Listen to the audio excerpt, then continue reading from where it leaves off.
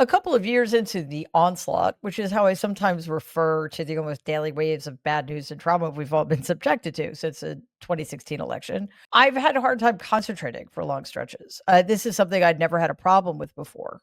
And this, of course, especially became the case during COVID. That's when I stopped reading the kind of books that I always read that were an integral part of my life. These are books commonly referred to as literature instead of fiction.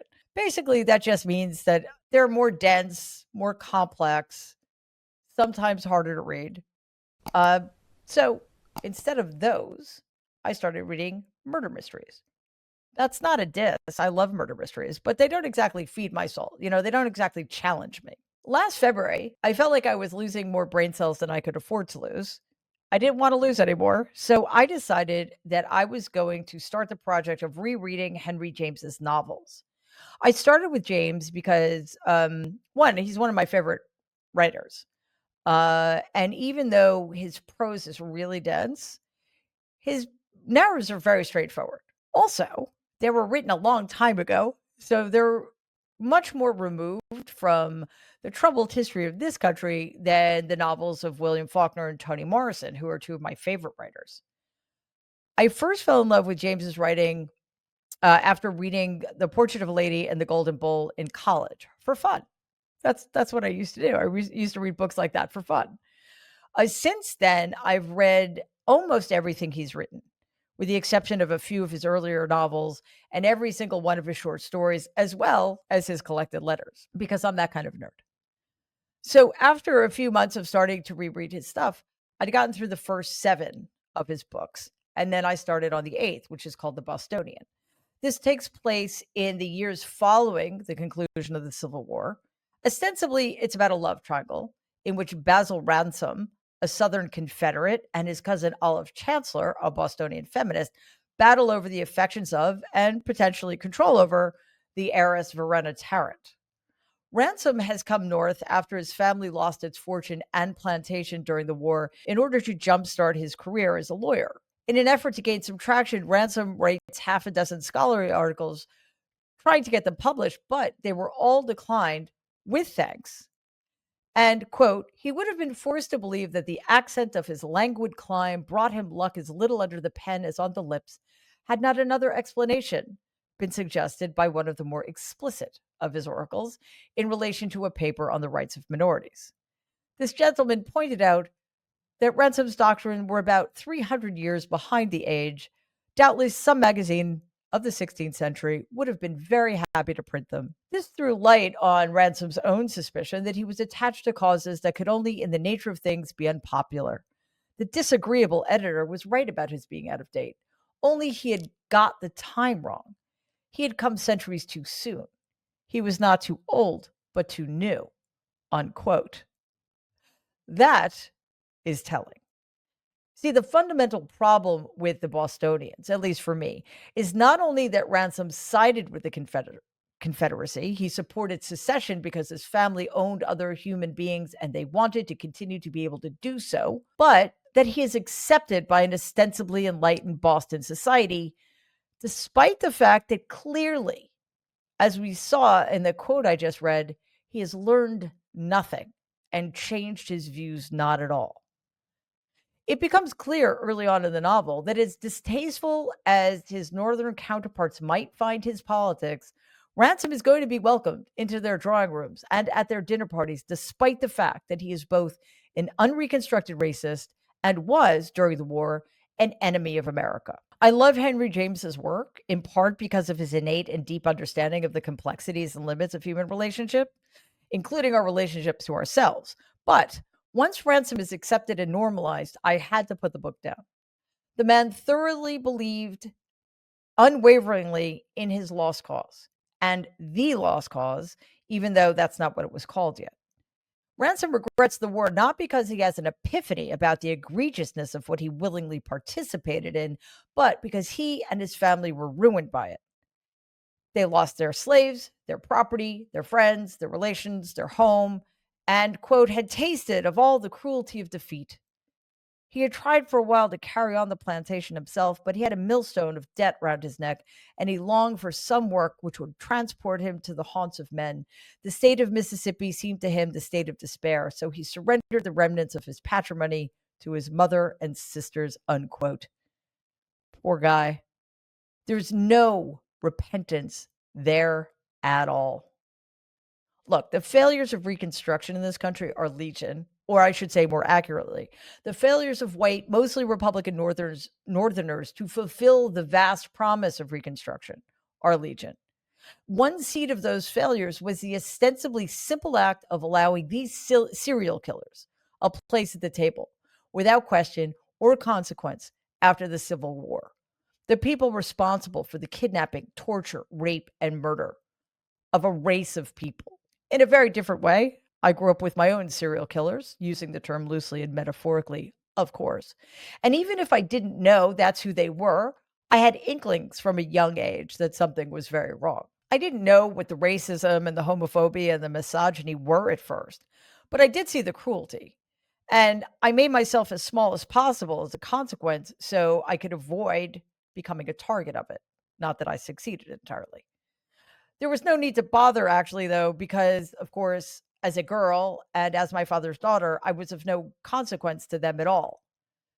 That of course is its own kind of cruelty. And then later on, I became a target for different reasons. As I grew up and recognized the extent of my family's bigotry, I still said nothing. I pretended it was all fine or that it didn't bother me or that I didn't have a right to say anything because they were my family. And what else was I supposed to do? I even allowed myself to become close with a couple of them long after I knew better. And that's how accommodation starts, right? We grow up with the unacceptable and the unbearable, and accommodation becomes a tool we use to make our lives easier. Accommodating the unacceptable and the unbearable is more often than not easier than doing the right thing, and then it becomes habitual. Eventually, we use it to let ourselves off the hook because that's easier too. That's much easier than facing what we allow ourselves to become complicit in. Maya Angelou made doing the right thing look easy. She wrote, quote, "The negative lives, and if you allow it to perch in your house, in your mind, in your life, it can take you over." So when the rude or cruel thing is said, the lambasting, the gay bashing, the hate, I say, take it all out of my house. Those negative words climb into the woodwork and into the furniture, and the next thing you know, they'll be on my skin, unquote.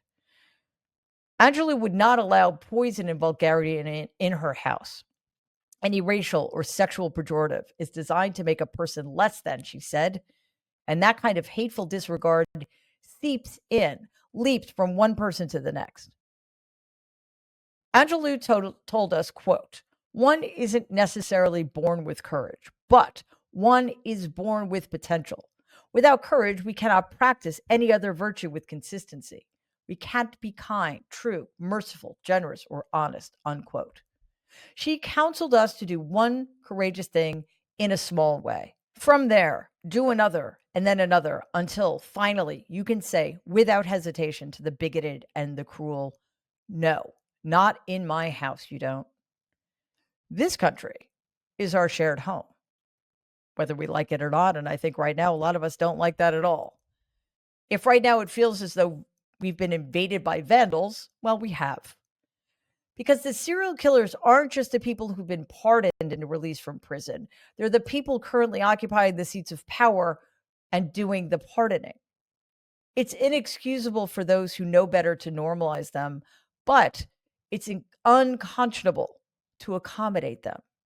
Too many Democrats are playing that game. And what we need to do, what we need to admonish them to do, is start saying, take it all out of my house. And then maybe we can move forward. Like the Boston socialites and suffragettes who invited Basil Ransom into their drawing rooms, we know exactly who these people are. If we remain naive enough to give them the benefit of the doubt or extend them any grace, we will continue to be punished for it. For years now, our leaders told us how dangerous another Trump regime would be. They warned us about the encroaching fascism that was poised to throttle our democracy.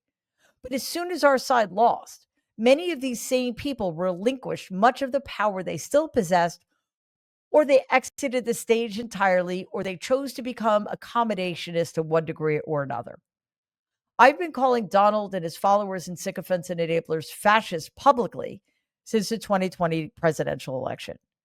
It has been deeply depressing to have been proven right, but so much worse that over 74 million Americans either did not believe the evidence right in front of them or simply didn't care. 78 million made the same choice in 2024. So here we are. Those who understand the gravity of the situation, who acknowledge that the leaders of the party in power are indeed fascists, should never accommodate them, never lift a finger to make their lives more comfortable, never make their dark work easier. The Democrats have failed in this from the time the presidential election was called last November. Whether their capitulation and compromise are motivated by weakness or an inability to understand the crisis we're in or a cynical lack of urgency, I don't know. And I don't care. Once again, they seem poised to squander what little advantage they have, as they did when 10 Senate Democrats joined with Republicans to pass the appropriation bill in March. You would think, having witnessed the increasingly brazen assaults Donald and others in the Trump regime have launched against our institutions, the rule of law, and our civil liberties, Democrats would have learned some lessons. Never make common cause with fascists. But we seem to be right back where we started from. Last week, we learned that Chuck Schumer, Senate Minority Leader, and Hakeem Jeffries, House Minority Leader, had demanded a meeting with Donald in order to negotiate a compromise to avoid a government shutdown on September 30th. This, of course, after they had been completely shut out of the budget process by Republicans. Initially, Donald claimed that it would not be productive to meet with the, quote, minority radical left Democrats, unquote, who he falsely claims, quote, want over $1 trillion in new spending to continue free health care for illegal aliens and taxpayer-funded transgender surgery, unquote. First of all, there's no such thing as an illegal person, although clearly there is such a thing as a terrible one. He rambled on and on and on, giving us all of the many reasons that it was not worth his time to meet with Democrats. And then it turns out that a meeting did in fact take place today. The only real leverage Democrats have up until the point of that meeting was to refuse to give this petty tyrant and his openly fascist party the votes they need to keep the government open. Indeed, let them suffer the consequences of their horrific governance. You would think that the least we could ask of Democrats, for the sake of human decency, is that they would refuse to work with Republicans and never invite them in. As it turns out, no compromise was reached because the Republicans are not interested in compromise. Luckily, the Democrats have decided to choose what's best for the American people over their own concerns about being blamed for a shutdown that could not possibly be their fault. So let us hope that this is a harbinger of the Democrats playing hardball with a party of fascists that wants to destroy everything Democrats claim to believe in. The Constitution, equal rights, things like that. So let us hope that from now on, Democrats never take the bait anymore, that they refuse to be afraid, that they refuse to invite these monsters in. I never would.